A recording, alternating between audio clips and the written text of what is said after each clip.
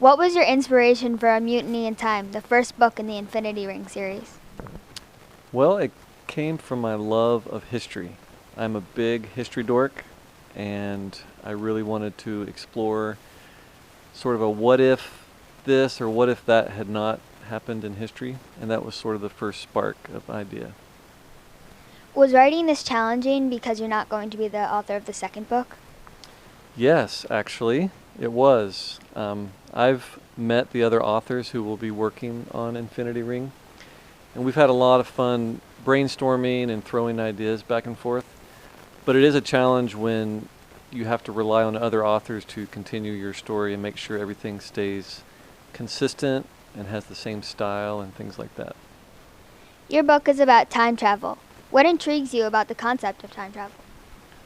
Oh, time travel just sounds cool. I mean, if you could go back and just walk around the streets of, Abraham Lincoln's time, or go visit a castle when it was really running back in medieval times, it's just always been something I've sort of daydreamed about.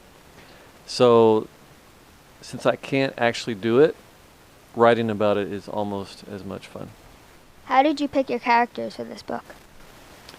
Picking characters, it just, I usually spend a few days brainstorming, and generally I'll think of a character and I'll come up with one character trait.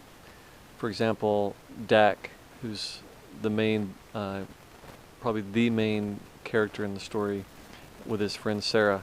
I'll think of him and say, okay, what is his most obvious trait? And I'll think, okay, he's a history nerd who sort of has a smart aleck sense of humor. And then I'll just let my mind start filling in the blanks of, okay, what does he like to do? What kind of food does he eat? What makes him sad? What makes him happy? What makes him excited? And I just spend a few days brainstorming that way. Do your characters resemble people you know? There's never really a one-on-one comparison, but because I'm using my brain to come up with characters, just naturally, people that I know, I take certain traits from people and incorporate them, a lot of times without even thinking about it. It just happens naturally. Do you share any personality traits with your characters? Yes. I said Dak, the main character, is a history dork, history nerd, and that's what I am too. And I also was, this will shock you, but slightly nerdy when I was growing up, okay? And Dak and Sarah are both sort of nerdy. So, when you're writing a character and it's from their point of view, but you're the author writing it, you really can't help but just have yourself naturally bleed into them. And so I think anytime you're reading a character that was written by me, you'll see bits and pieces of myself in it. Do you ever have days when it is difficult to write? And if you do, what do you do? Great question. A lot of people call it writer's block. Sometimes you can't just sit down same time every day and write. You really have to have your creativity, on full gear. So some days, and this will make you think my job's really, really hard. Some days when I'm having a hard time writing, I'll take a break and go see a movie. Or I'll spend a couple hours reading a book or watch a cool TV show or something. And that usually kind of loosens up my brain and gets my creative juices flowing again. Do you have a favorite author? My favorite author is definitely Stephen King. What's your favorite book? My favorite book, ironically, is not by Stephen King, even though he's my favorite author. If I had to pick my favorite book of all time, it would be Ender's Game. What is the most challenging part of your job? My most challenging part is probably the revision process.